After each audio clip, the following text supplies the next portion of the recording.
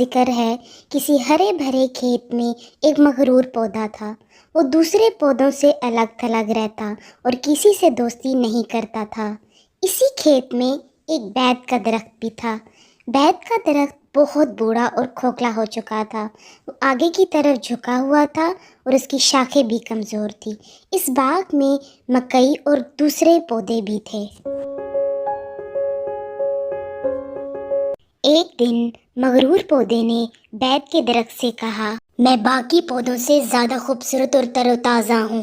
دیکھو میں کتنا پیارا ہوں۔ کیا تم نے کبھی مجھ سے زیادہ خوبصورت پودا دیکھا ہے؟ بیت کا درخت خاموش رہا، لیکن مغرور پودا مسلسل اپنی بڑائی بیان کرتا رہا۔ پھر مغرور پودا بیت کے درخت کی بزرگی کا مذاق اڑانے لگا اور اس سے بدتمیزی سے پیش آیا۔ اچانک زور کی آندھی چلنے لگی اور کھیت کے سب پھولوں اور پودوں نے تیز ہوا سے بچنے کے لیے اپنے سر جھکا لیے، لیکن مغرور پودا اکڑ کر کھڑا رہا۔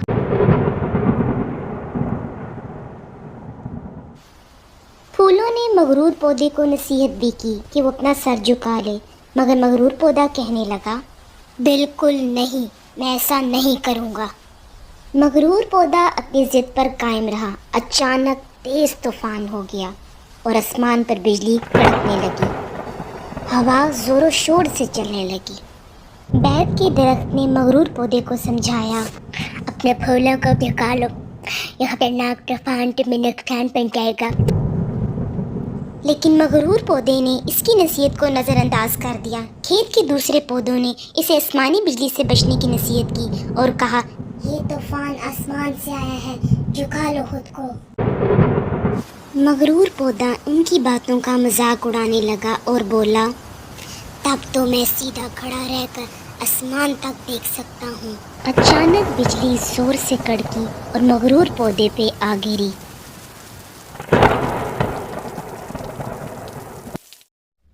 صبح طوفان تھم گیا، ہر طرف سکون ہو گیا۔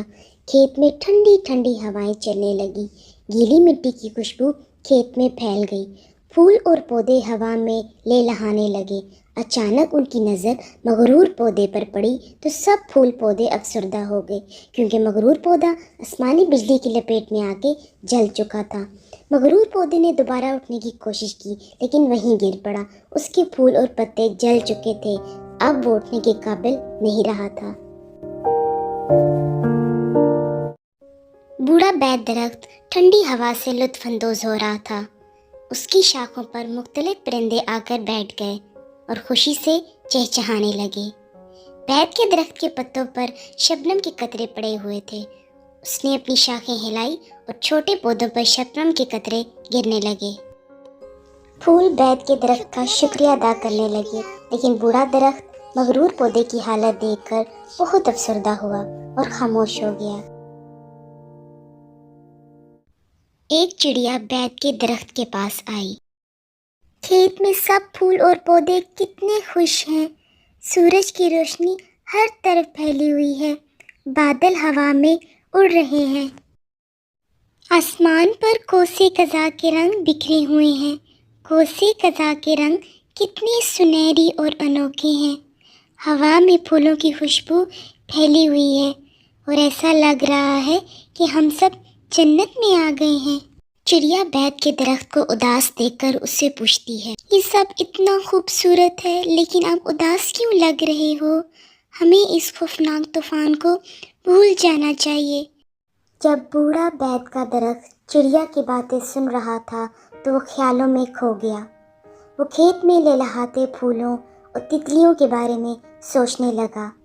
وہ دل ہی دل میں کوسے قزح کے رنگوں کی تعریف کرنے لگا، لیکن اچانک وہ خیالی دنیا سے باہر آ گیا اور مغرور پودے کے بارے میں سوچنے لگا۔ وہ جانتا تھا کہ مغرور پودے کو اس کے غرور کی سزا ملی ہے۔